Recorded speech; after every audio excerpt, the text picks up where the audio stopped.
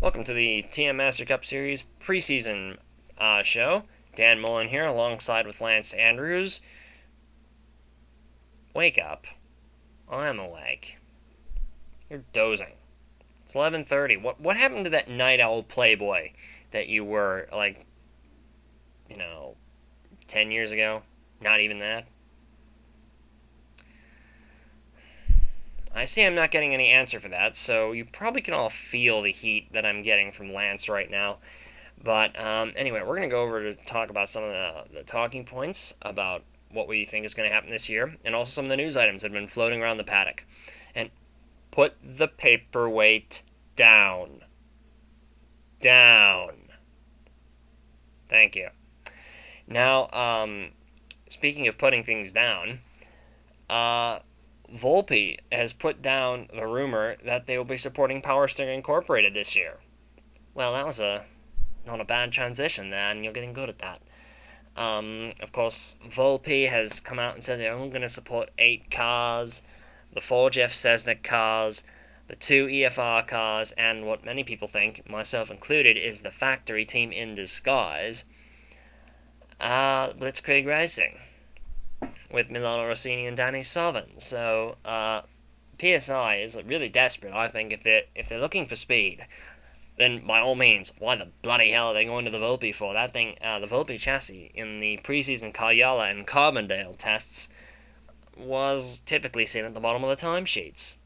And Lance, this has led to a lot of people saying that Alexis Rainsford will not repeat as champion this year, already ruling her out, which I think we discovered last year was a bad idea, seeing as we ruled her out pretty much before the season started, and look what happened. She ended up winning the championship. So, well, Volpe really is, they got some work to do on that chassis, but if I'm a team like Power Steering Incorporated, where, they're looking desperately for speed, and they're not finding anything right now, I would probably be one of the first people to jump over to Vulpi. Wouldn't that be a bit more logical? Well, not when they already have a number one team, kind of already. When Vulpi pretty much got an Italian driver into the field, well, most people think just because he's Italian, but some people think that Milano Rossini really is a lot better than people have made him out to be. So, with that in mind, PSI really, I'm not sure what the thinking is there. Unless they just like how the car looks, and if it's a beauty contest, then, well, I can't blame them, because the Vulpi is going to be one of the better looking cars on the grid, that's for sure. Speaking of Vulpi and possible manufacturer-backed teams, Jeff Cessna Racing could be bought out by Cyril Vulpi, he of V2 Motorsports fame. The V2 Motorsports team. Cyril Vulpi and James Victor had the Master Cup team in the 90s. And keep in mind that the Vulpi Car Company started in 96, and there was every opportunity for Vulpi to jump into the Master Cup Series. And people even asked Cyril, I remember having an interview with him about this, and he said there's no intentions right now, and he also said that even if they did come in right then, which I think that interview took place in 97 when they were still competitive, he said that he'd probably stick with what he has, meaning, of course, that Cyril Vulpi doesn't actually require the Vulpi brand to be in the Master Cup Series for him to be interested in it. Well, I think he made it a lot wordier than it needed to be, but pretty much if the Vulpi brand wasn't here, Cyril Vulpi probably still would be. I think that's a great sign. But also, Cyril's the racer type. He's not kind of a businessman. He's very much the same mold as Jeff himself, so I don't think there'll be too many changes if Cyril does end up buying the team. Well, I think the team's in good hands, because Cyril is a racer. He's not the kind of businessman that Peter Keys is, and but he's also not really so much the engineer type that Adam Sampson is. So we're gonna have to see how that works out. STS, of all the new manufacturers, a lot of people are saying that STS is the most prepared. They've got 3 teams lined up, and you can't say they're bad picks. You've got further what most people think is a factory team, considering that they're going to be sponsoring a fourth car for this team at Daytona. That's no surprise. Ocean Motorsports, seeing as they got Todd Wodarczyk towards the front of the grid, and Lauren Roth, the defending Carriello winner, Brian, and the, well, somewhat languishing at this moment, Brian Sendak. The Chapman team with Ross Peterson and Stuart Sandoval, both of whom are locked into Daytona, and Aerotech, who had Franz Redlich last year, but this year has the somewhat moody Manny Brown and Enzo Medina. The Aerotech team, some of their decisions are questionable, but I think this move to SDS is probably the best one they've done in a while. Can you disagree with that? No, not at all. The SDS chassis is pretty good, actually, from all accounts. It's one of the better new chassis around, maybe. I think that the STS is probably going to be the first one of the 4 new manufacturers to score a win this year. Unless the Kingston cars and their new Gaznia Dragoons pull the upset. Well, Lewis Kingston topped the timesheets at Daytona, and Zelda Ashby was second, but third place was Todd Stanton in a Gaznia. Todd Stanton, who has really downplayed his abilities as a driver. And this is single car runs, I should point out. So that rocket ship looking Gaznia Dragoon towards the front of the field, I think is going to be quite interesting to see. That is probably, that car does look like a rocket ship with those huge tail lights. And other stories that are floating around.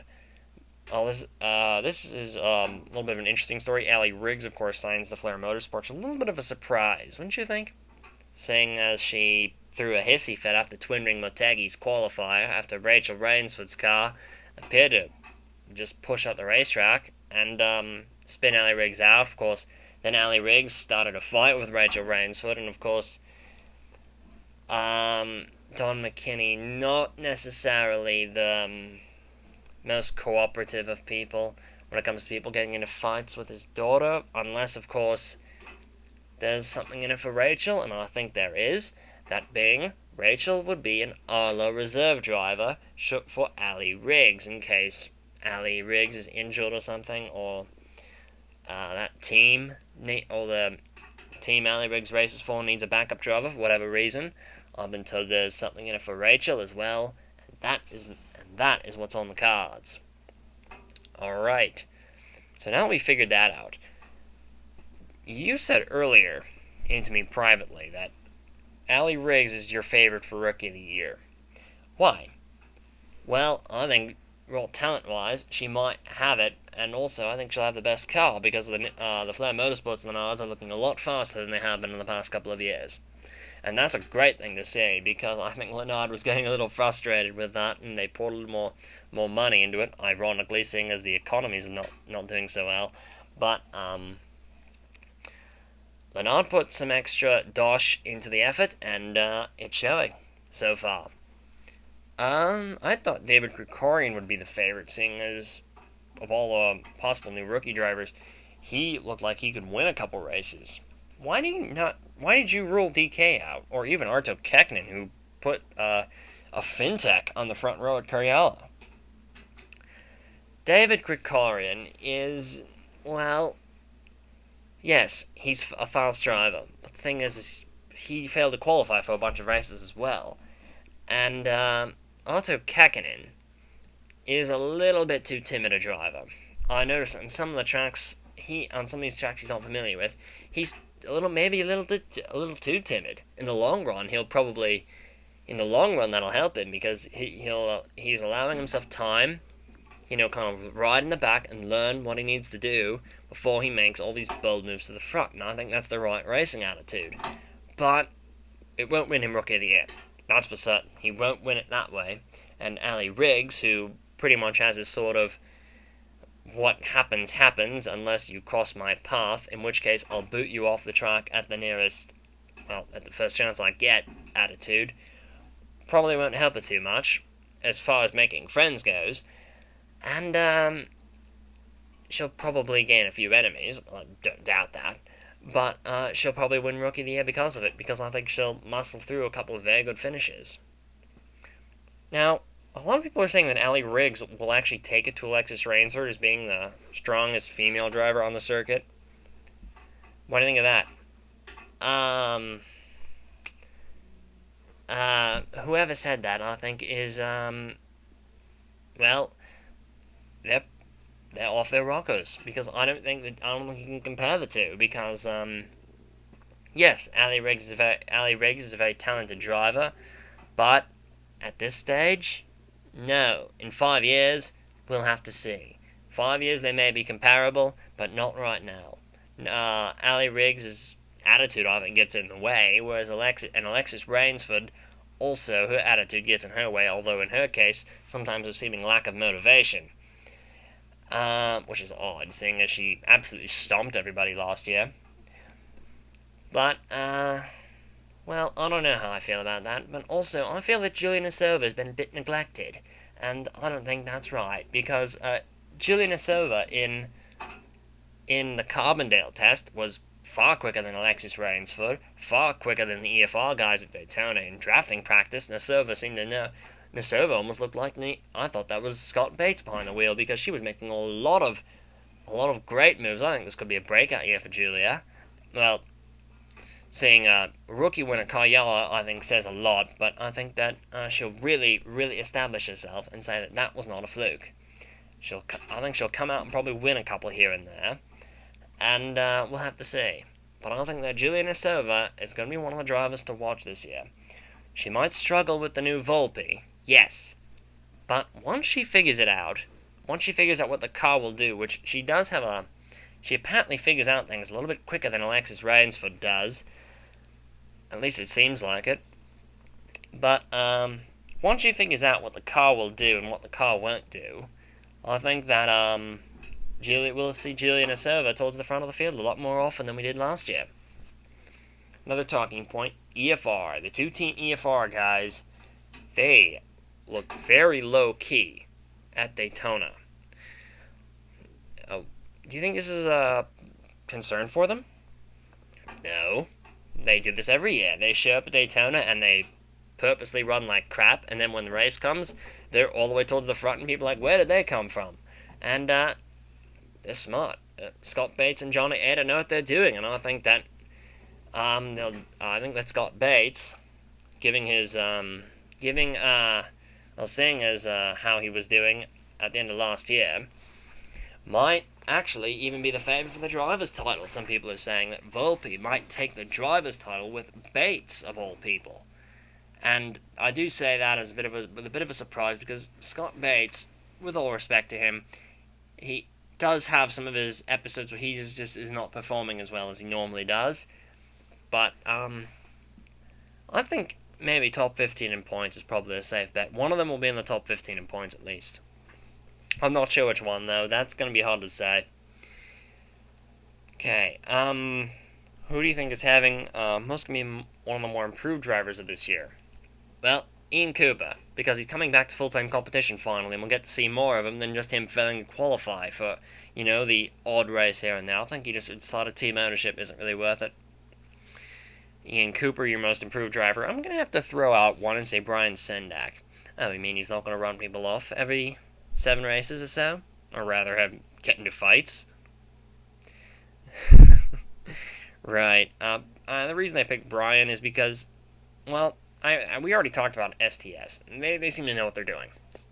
And Brian, I think once he's got some decent machinery under him, and a car that won't let him down so often, I think we'll see him at least be on the grid. And that's more than what we can say for the past couple of years, because he's been off the grid periodically, and that's not been good for him. And, well, now we're going to have that one bit about Arla. Matt Taylor and Arla, Lance. How do you figure that's going to go?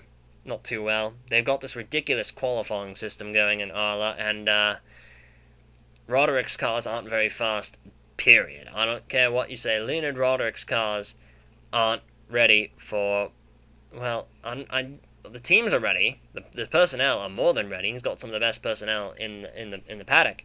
But the only problem is that with Arla's engine rules, Leonard Roderick's cars are going to be out to lunch. I dare say that I say that team won't last the whole year. Ugh, pretty pessimistic. Actually, knowing Leonid Roderick, I think what he's going to do is if the all-out effort isn't working out in the first couple of races or so, I think he's going to pull them out and put them in the team lights, which I can tell you, he probably just needs to show up and he'll make the field because they're having some short field problems at the moment because most of the teams are in the junior series. Speaking of the team junior series, make a pick for the junior series champion. Oh boy. RROL, and I think that there's no excuse that he shouldn't run away with the title this year. Because RROL, the car that he's driving has shown a lot of potential to just whip everyone's buttocks every week. Or at least be top 15 material, which I think is going to be what you're going to need to do because everyone keeps crashing into each other anyway. And the Team Lights title. What do you think about that? Ooh, this is going to be a hard one to pick. Seeing as Stan Rosenstrutter won't be trying to defend his championship, I'm going to have to say that the Team Lights title could go... This is a tough one. I think Dan Timothy might be, finally get his first Team Lights title, seeing as Rosenstrutter's not around. Although, Paul Lyons is running the full Lights schedule as well, and he might take it. He might take the Lights title. It's going to be a tough one to pick, though. It won't be easy, but I think Dan Timothy will probably be in the best position to do so. Also, wait, no, I forgot about somebody. I forgot about two other drivers that are going to be running in that series for their first year, and I think they might put some pressure on them. Neither of them are Americans, ironically enough. You have English driver Robert Dorian, who was rated very highly, and also French driver Jacques Bouvier might do pretty well. At least in the preseason test, Bouvier was one of the fastest drivers. Timothy is also there. Of course, Dan Timothy from Canada. We could have a second, we got a third actually, non-American Team Lights champion. Did you forget your own titles? No, I was forgetting Rosenstrutter's. Of course, because I won the Team Lights title in 96 and 97. I took 2 years off from the Master Cup Series to pretty much regain confidence, and I have no problems with admitting that. Alright, we've been here for long... Oh, wait a minute, we forgot to make a couple other picks. The RROL championship, because that's really a championship that's only really gained major prominence because Adrian Devereaux did so well in Decatur, and the first thing he did in his interview was he thanked the RROL and everybody in that series for teaching him how to race. Now that's class right there. But another French driver, Devereaux, many people think he could be the next Roderick, but he's not making the full jump into the Master Cup Series. He's going to defend his RROL title, and that's going to be interesting to watch. That series, from what I've seen of it over the past couple of years, has a lot of drivers we've never heard of before, and well, it's got some decent racing as well. I think that the RROL title is going to be very close, but something tells me that you're going to see a guy named Dean Rickenbacker do very well. This is the same series also spawned Woody Watts, who was also very highly ranked among their great drivers of all time. I think I'm not sure if he is running the full season. I don't follow the RROL too well, to be honest with you. I know you do, so I'm gonna leave it to you to pick the champion. Well, seeing from what I saw last year, I think that Adrian Devereaux he has a very good chance of repeating his champion. So I'm just gonna stick with that, and I'm gonna say Devereaux repeats, and or at least he comes close. Top 5 in points, at least definitely. Well, that's what I know of the series. We've been here for about 20 minutes. I think it's about time we signed off. Alright. So for Lance Andrews and myself, Dan Mullen, I'll see you at Daytona. Well, in a couple of weeks anyway. So long.